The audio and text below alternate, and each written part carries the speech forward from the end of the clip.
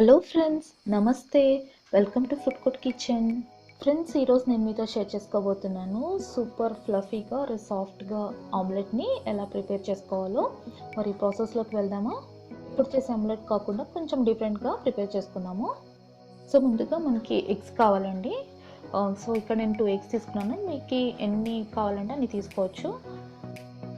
So ఇక్కడ మనము egg వైట్ని అలాగే ఎల్లో యోక్ని సపరేట్ చేసుకోవాలన్నమాట. ఇలాగ 2 బౌల్స్ తీసుకొని రెండింటిని సపరేట్ చేసుకోవాలి.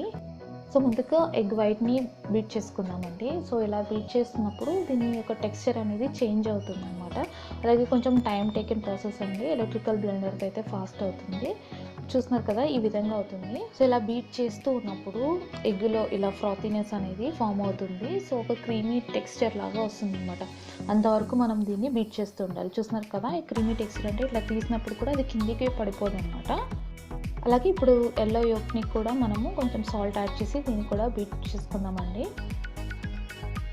సో ఇది బీట్ చేసిన తర్వాత చూస్తున్నారు కదా, దీని కన్సిస్టెన్సీ అనేది టెక్స్చర్ చేంజ్ అయింది. ఇప్పుడు ఎగ్ వైట్లోకి మనము ఎల్లో యోక్ని కూడా యాడ్ చేద్దాము. సో ఒకసారి ఈ విధంగా చక్కగా మిక్స్ చేసుకుందాము.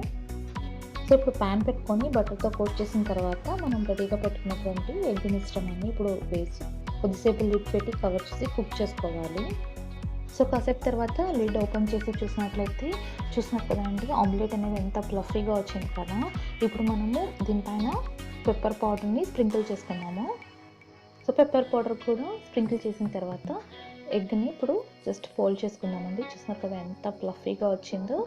సో ఎగ్స్ పైన డిపెండ్ అయి ఉంటుందండి. ఇంకా ఎక్కువ ఎగ్స్ తీసుకుంటే ఇంకా చాలా ఫ్లఫీగా వస్తుంది. సో మరి మీకు నచ్చిందో ఈ రెసిపీ? నచ్చినట్లయితే మీరు కూడా ట్రై చేయండి. మీకు ఎలా వచ్చిందో కామెంట్ సెక్షన్లో తెలియచేయండి. ఫస్ట్ టైం ఛానల్ చూసినట్లయితే సబ్స్క్రైబ్ చేయండి. Thanks for watching.